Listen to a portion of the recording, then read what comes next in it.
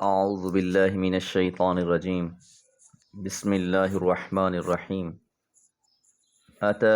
امر اللہ فلا تستعجلوه سبحانہ وتعالی عما یشرکون ينزل الملائکة بالروح من امره على من یشاء من عباده ان انذروا انه لا الہ الا انا فاتقون خلق السماوات والارض بالحق تعالی عما یشرکون۔ سورہ نحل پہلی 3 آیات۔ سورہ نحل اپنی ترتیب کے اعتبار سے 16ویں صورت ہے قرآن مجید میں۔ اس میں 128 آیات ہیں اور 16 رکوع ہیں۔ یاد رہے کہ سورہ حجر پیغمبر علیہ الصلاۃ والسلام کے لیے اس تسلی کے مضمون پر ختم ہوئی تھی کہ جو لوگ آپ کے ڈرانے اور آپ کی تنبیہات و تذکیر کا مذاق اڑا رہے ہیں اور آپ کی باتوں کو محض ہوائی باتیں خیال کر رہے ہیں، آپ ان کے اس استہزاء سے دل شکستہ نہ ہوں۔ آپ کی طرف سے ان مغروروں اور متکبر لوگوں سے نمٹنے کے لیے ہم کافی ہیں۔ اس اختتام کے بعد اب یہ سورہ نحل بغیر کسی تمہید کے ان متکبرین ہی کو خطاب کر کے یوں شروع ہو رہی ہے، اتی امر اللہ فلا تستعجلوه۔ اتی آ چکا، امر اللہ اللہ کا حکم، اللہ کا فیصلہ، فلا تستعجلوه پس تم جلدی نہ مچاؤ۔ نبی کریم صلی اللہ علیہ وسلم جب اپنی قوم کے لوگوں کو اس حقیقت سے آگاہ فرما رہے تھے کہ جس امر حق کی دعوت دے رہا ہوں،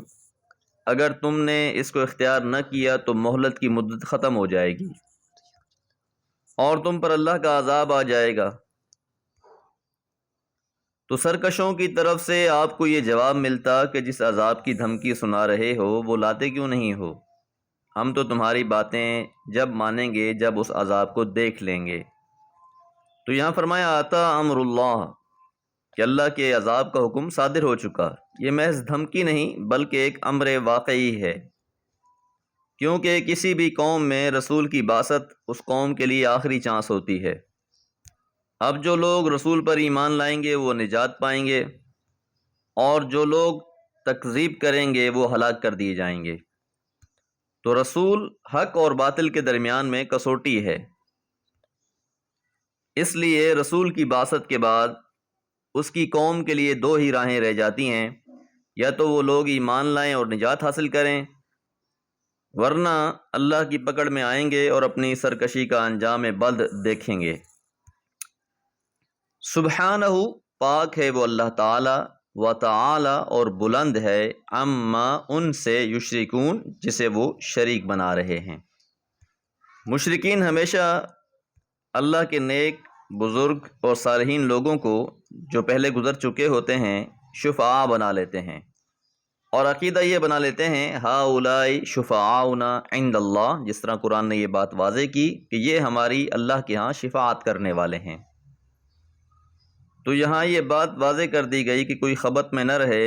کہ جن کو یہ اللہ کا شریک اور شفیع بنائے بیٹھے ہیں وہ ان کو اللہ کے عذاب سے بچا لیں گے، بلکہ اللہ تعالیٰ تو ہر قسم کے شریکوں سے پاک اور برتر ہے، اس کا کوئی شریک نہیں ہے۔ وہ جن اعلیٰ صفات سے متصف ہے، اس صفات کے ساتھ ان مشرکانہ توہمات کا کوئی جوڑ نہیں ہے۔ وہ اپنی تمام صفات میں یکتا اور وحدہ لا شریک ہے۔ ینزل الملائکۃ، وہ بھیجتا ہے، اتارتا ہے فرشتوں کو، بالروح من امرہ، اپنے امر کی روح کے ساتھ، علی من یشاء، جس پر وہ چاہتا ہے، من عبادہ، اپنے بندوں میں سے۔ یاد رہے کہ مشرکین مکہ کے 2 بڑے اعتراض تھے۔ ایک اعتراض تو یہ تھا کہ اگر اللہ تعالیٰ نے کسی کو پیغمبر بنا کر بھیجنا تھا تو فرشتوں میں سے کسی کو بنا کر بھیج دیتا۔ دوسرا اعتراض یہ تھا کہ اگر اللہ تعالیٰ نے کسی کو نبوت عطا کرنی تھی انسانوں میں سے تو مکہ یا طائف کے سرداروں میں سے کسی سردار کو اللہ تعالیٰ اس کام کے لیے چنتا۔ تو بالروح من امرہ سے مراد یہاں فرشتوں کا اللہ تعالیٰ کا حکم لے کر اترنا ہے، اور روح سے مراد یہاں پر وحی الہی ہے۔ تو یہ تو اللہ تعالیٰ کی اپنی چاہت ہے، اللہ تعالیٰ جس کو چاہتا ہے یہ منصب عطا فرما دیتا ہے، تو اللہ تعالیٰ نے اس منصب کے لیے جس کو لائق سمجھا ہے اسی کو عطا فرمایا ہے، اور ساتھ ہی اس کا مقصد بھی بیان فرما دیا، انذرو، تاکہ وہ ڈرائیں، انہو، بے شک وہ اللہ، لا الہ، نہیں ہے کوئی معبود، الا، تو اللہ تعالیٰ نے اس منصب کے لیے جس کو لائق سمجھا ہے اسی کو عطا فرمایا ہے، اور ساتھ ہی اس کا مقصد بھی بیان فرما دیا، انذرو، تاکہ وہ ڈرائیں، انہو، بے شک وہ اللہ، لا الہ، نہیں ہے کوئی معبود، الا، سوائے، انا، میرے، فاتقونی، پس مجھ ہی سے ڈرو۔ پھر سے توحید کا تذکرہ کہ تمام کے تمام پیغمبروں کو یہی نصیحت کی گئی کہ وہ اپنی قوم کو جا کر بتا دیں کہ ڈرنا صرف مجھ ایک اللہ ہی سے ہے، اور میرے علاوہ کوئی معبود برحق نہیں ہے۔ خلق السماواتی،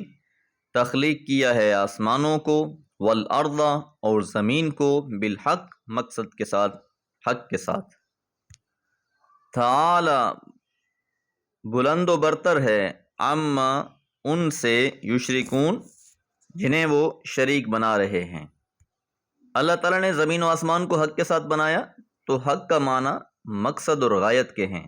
مطلب یہ ہے کہ اللہ نے یہ دنیا بے غایت بے مقصد نہیں بنائی، بلکہ اس کائنات میں ایک ایک چیز کے اندر جو قدرت اور حکمت ہے وہ نمایاں ہے۔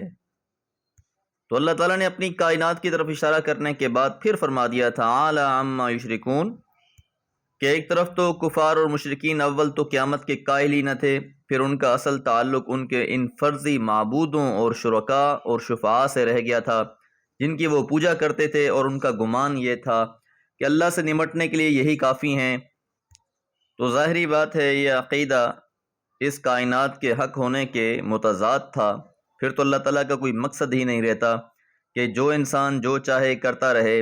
اور پھر یہ سمجھ لے کہ کچھ ایسی ہستیاں ہیں جو اس کو بخشوانے والی ہیں اور وہ اس کو بخشوا لیں گی، بس وہ دنیا میں انہی کو راضی کیے رکھے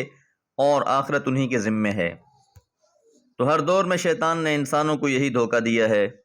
انسان کو اللہ کی حقیقی بندگی سے دور رکھا، خواہشات اور امیدوں میں اسے مبتلا کی رکھا، اور ساتھ یہ اس کے ذہن میں بات ڈالے رکھی کہ جنہیں تم مانتے ہو وہی تمہارے لیے کافی ہو جائیں گے۔ اللہ تعالیٰ سے دعا ہے اللہ تعالیٰ خالص اپنی رضا کے لیے بندگی کرنے کی توفیق عطا فرمائے اور اپنی ذات سے ہی امید لگانے والا بنائے۔ وما علیہ الا البلاغ۔